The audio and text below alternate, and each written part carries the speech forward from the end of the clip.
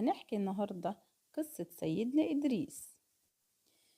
بعد ما مات سيدنا آدم وسيدنا شيس ابتدى الناس ينسوا ربنا وينسوا اللي اتعلموه من سيدنا شيس وابنه أنوش.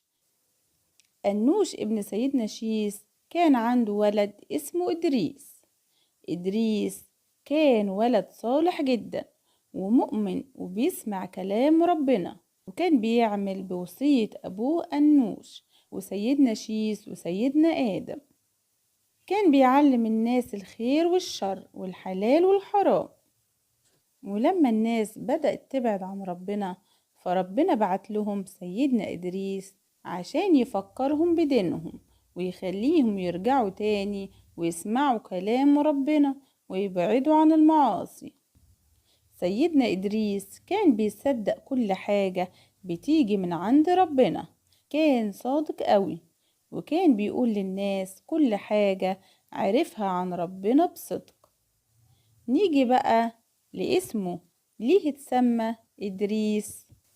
علشان سيدنا إدريس كان من صغره بيحب التعليم وبيحب يقرأ ويحفظ صحف سيدنا آدم وشيس، وكان أول واحد يكتب بالقلم، وكان ليه حاجات كتيرة تانية وهو كان أول واحد يعملها وكان متميز فيها جدا.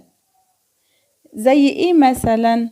كان أول واحد يكتشف الخياطة، لأن الناس زمان قبل ما يجي سيدنا إدريس كانوا بيلبسوا الجلود.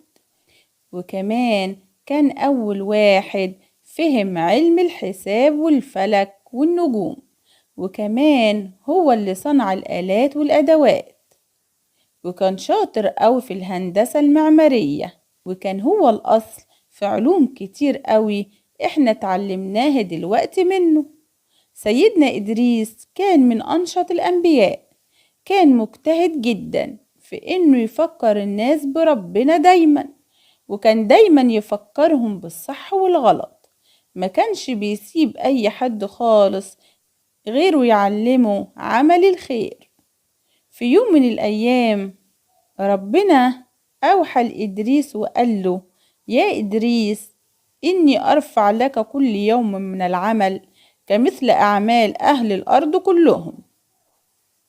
سيدنا إدريس من كتر الفرحة بقى نفسه ربنا يطول في عمره أكتر علشان ياخد ثواب أكبر، لأنه كان بيعلم الناس الخير والدال على الخير كفاعله. اختلف العلماء في مكان ولادة سيدنا إدريس، فيه اللي قال إنه اتولد في بابل في أرض العراق، وفي ناس قالت في مصر، وهو الرأي الأرجح عند كتير من العلماء،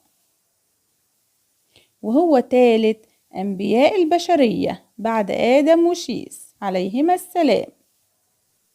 نزل أمر من الله سبحانه وتعالى إلى ملك الموت عليه السلام بأنه يقبض روح سيدنا إدريس عليه السلام في السماء الرابعة. ونزل ملك الموت ورفع إدريس عليه السلام بجناحيه إلى السماء،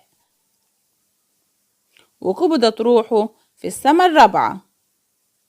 بعد ما سيدنا إدريس مات فضل الناس بعده يعبدوا ربنا بس، وكلهم مؤمنين بربنا، ممكن يعملوا ذنوب بس بيرجعوا يستغفروا ربنا، وكلهم عارفين إنهم بيعبدوا ربنا بس ومحدش كان بيعبد غير ربنا. طب إيه اللي حصل؟ كان فيه كام واحد وسط الناس كانوا صالحين وطيبين جدا. اسمهم إيه؟ اسمهم ود وسواع ويغوث ويعوق ونسرة. كانوا بيعلموا الناس الخير وعبادة ربنا، وكان ليهم مكان بيقعدوا فيه يعلموا الناس عبادة ربنا ويعلموهم الأعمال الطيبة، والناس كانوا بيحبوهم جدا. فلما الصالحين دول كبروا وماتوا الناس حزنت قوي حزن شديد، وقالوا احنا مش عايزين ننسى الناس الصالحين دول، مش عاوزين ننسى ود وسواع وغوث ويعوق ونسر.